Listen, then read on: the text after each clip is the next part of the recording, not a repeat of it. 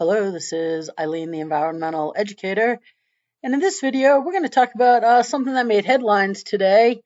U.S. climate disasters rack up third biggest ever bill ever in 2022. So, yay, we win, I guess. We're the best, right? And right here, this was an article a couple of days ago. Today is the 10th, January 10th. This was the 6th. 3.3 million U.S. adults displaced by natural disasters in the past year, right? And right now, yeah, even out there in Ellen and um, Oprah, right? And, you know, that British couple, well, half British, half English, half American, Harry and Meghan, the unenvironmental people, that they're all out there ordered out of their home.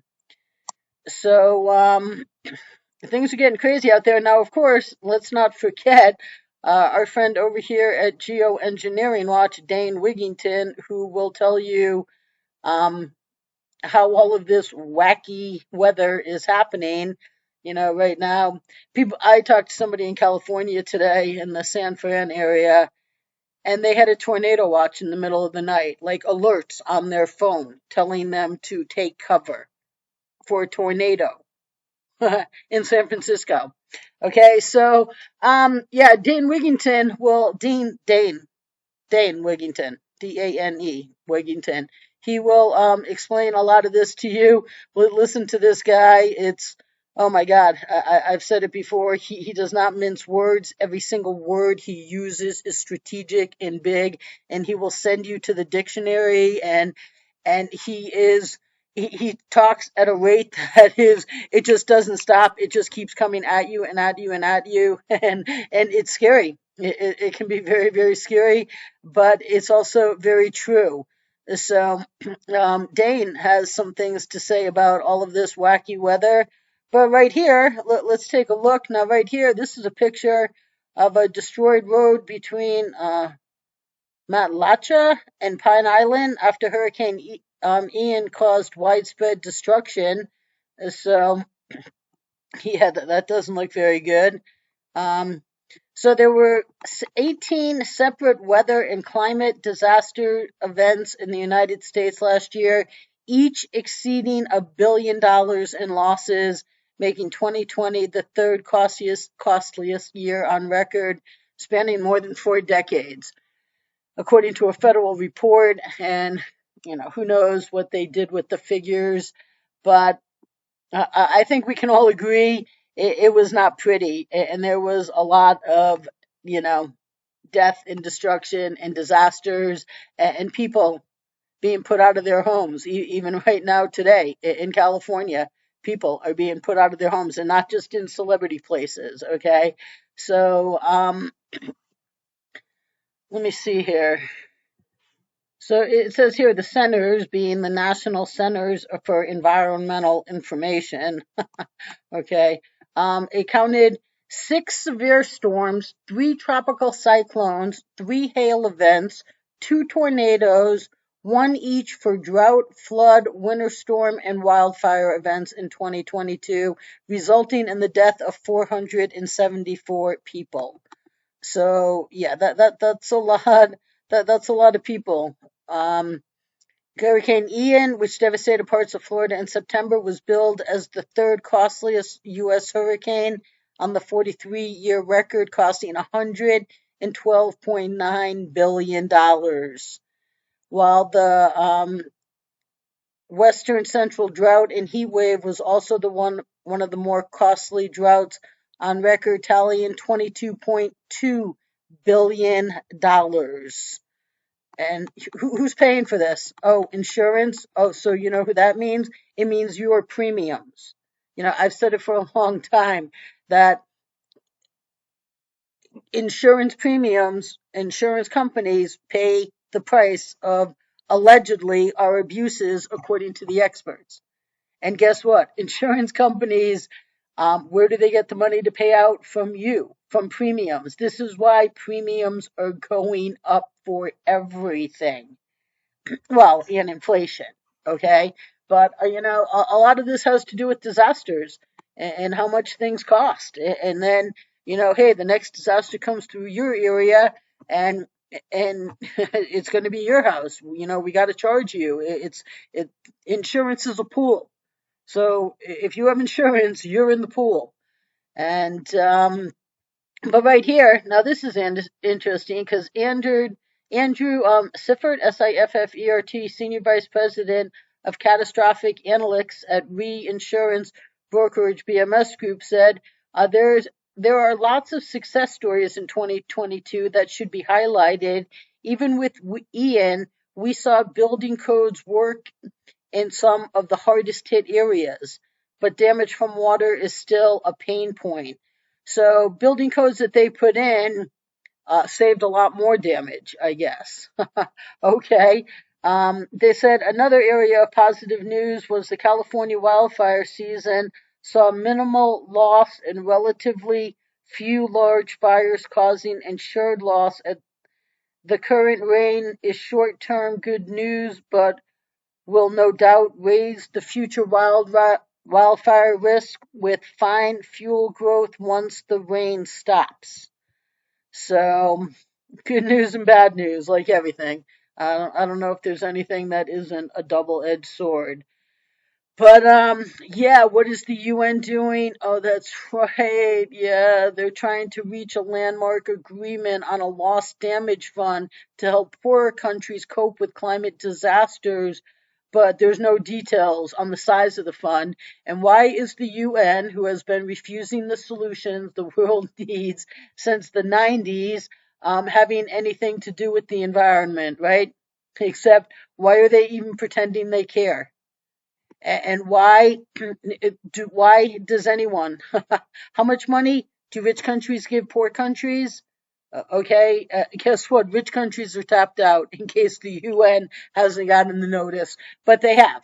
But they are looking to just completely bleed you dry. So but they can also never come to an agreement because this is all just a dog and pony show, while all the people that attend all the UN conferences and climates, are preventing the solutions that would prevent these events. Or maybe not, but at least we could rule out that it's because of climate change and human actions.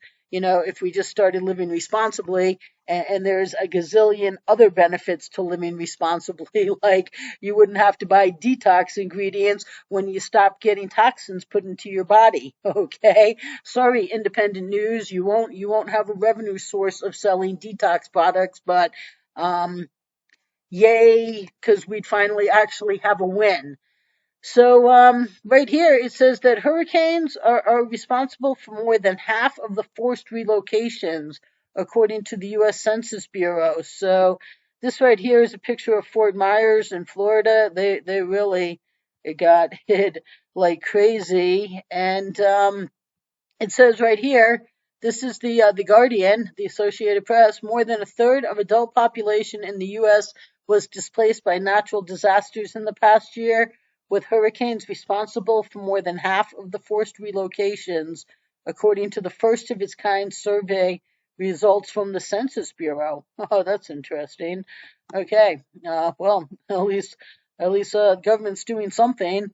Um, it said, plus, the Household Plus survey results said that 3.3 million U.S. adults were displaced by either hurricanes, floods, fires, tornadoes, or other disasters.